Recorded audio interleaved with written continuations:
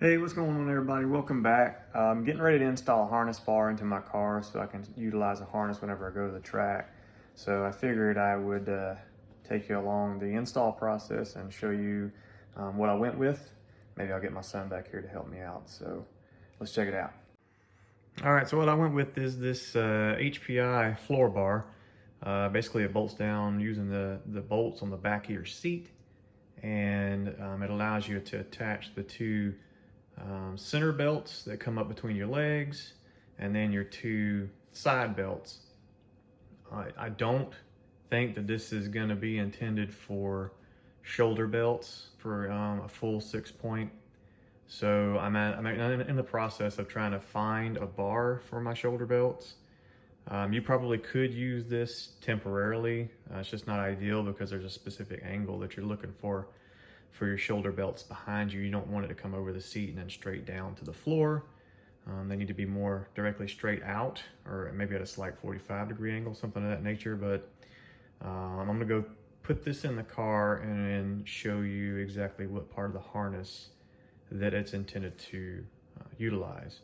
The harness I got is a Cusco 6-point harness in blue color, so it looks pretty sharp, but let's go check it out. All right, so that's the Cusco harness. This is all used stuff, by the way. This harness is still good till the end of 2020. Not much time on it, but the racing season where I'm at will be over by then. Got a good price on it, so I'll just buy another one next year once it's expired. And again, the bar used, but I mean it looks like new, other than a little bit of adhesive on here from the sticker from the store. I got both of these from Up Garage in Japan, which resells secondhand stuff, usually good quality stuff. So anyway, nice little harness here. Again, this bottom part, the bottom part of the belt here will probably attach under the seat on these two.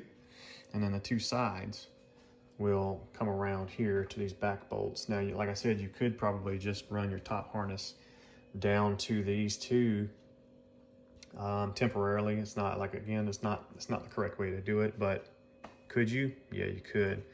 Am I? Probably not, but I'll do it to show you how it looks in the car with the harness completely installed. So let's get out there and take that seat out and get this thing in.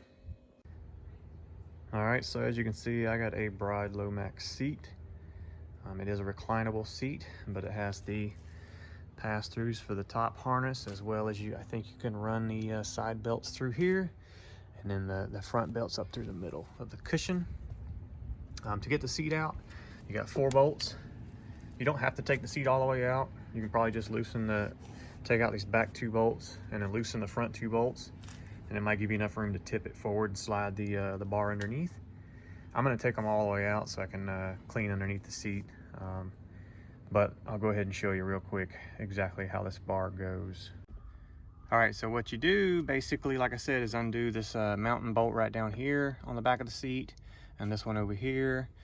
There's also a bolt right over here for your original seat belt bar that your seat belt attaches to. Take those 3 out. And then you're basically going to slip this harness behind the seat bracket here, under it there, and then behind that bar over there. You're going to want to probably adjust your eyelets a little bit to get the angle just right for your clips. So I don't recommend tightening those down yet until you get this into place. Hook up your belts and then turn these things to where you want them, because on the bottom side there's some lock washers and nuts for them that you're going to want to tighten down. So you don't want to leave those loose. All right, so let me slide that under there real quick and we'll see what it looks like. Okay, so lesson learned, much easier just to take the seat out and get this thing in, but the fitment is very, very tight. So I had to basically put the corner of this all the way back here as far as I could, get it over this stud, and then it would kind of stop a little bit far back. I'm just trying to pull it by hand. So I enlisted the help of the hammer and a cloth over the back of it and just kind of tapped it into place, and it kind of slowly went on where it was supposed to be. No problem, no marks. So little tip, it tries to pull the carpet with it, so you have to be mindful of that. Try and help keep the carpet from getting pulled over your bolt hole. So at this point, I'll just set the seat back in, put the bolts back in it, and then we should be able to hook up some of the belts and see how they look. All right, and there you go. That's how you got, or how it looks once you get it installed. Pretty straightforward and simple job. Can be a little bit of a pain in the butt at times, but I do recommend just taking that seat all the way out. That way you can get this first bolt over here on the seatbelt bar started much easier, and everything else just kind of falls back into place. So I'm leaving all these bolts a little loose at the moment so I can try and pass my belts underneath and up and over and all that good stuff. And then we'll take a step back, see how it looks. All right, well, there you go. Actually put the shoulder harnesses in just to see how it looks with those attachments down under there, meant for the middle belt, because I can't get the middle belt to reach with this seat. I think it may be something that you need a full bucket with. Not 100% sure on that, but I did run it kind of underneath where the seat bends in the middle there. It still wasn't long enough to reach up between the two cushions and buckle. So maybe there's just not intended for this type of seat. So, but I do have it in. Got the harnesses hooked up on the sides and over the shoulders, and then the Cusco quick release undoes everything real fast, so you can hop up and get out if you need to in case of an emergency. So I'm happy with it. I mean, other than not being able to use that middle belt, I think it'll be okay. So go with it like that, I guess. See how it works. All right, so there it is. Got it buckled up just to kind of show its configuration, but I think it looks pretty good. Obviously, you got the Cusco cage in there, handbrake, drift lever, I guess you would call it. Lots of Cusco parts, suspension parts on the car too, so that's kind of why I wanted to stick with them. Again, I don't know why I can't get this middle belt to fit. It just doesn't have the length that it needs to work with this seat. So if I'm missing something or just not doing it right, somebody let me know. I'd like to have that bottom one in there as well. But overall happy with that. So we'll rock it at the next track day and see how it does. Well, if you made it this far in the video, I appreciate it.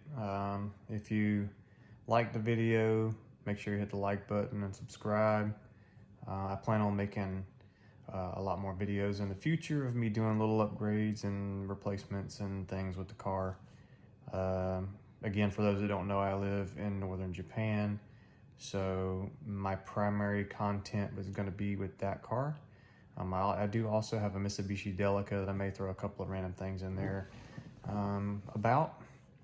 In the States, I own a 02 Camaro and a 98 Chevrolet truck. Some of that's on the channel from a long time ago.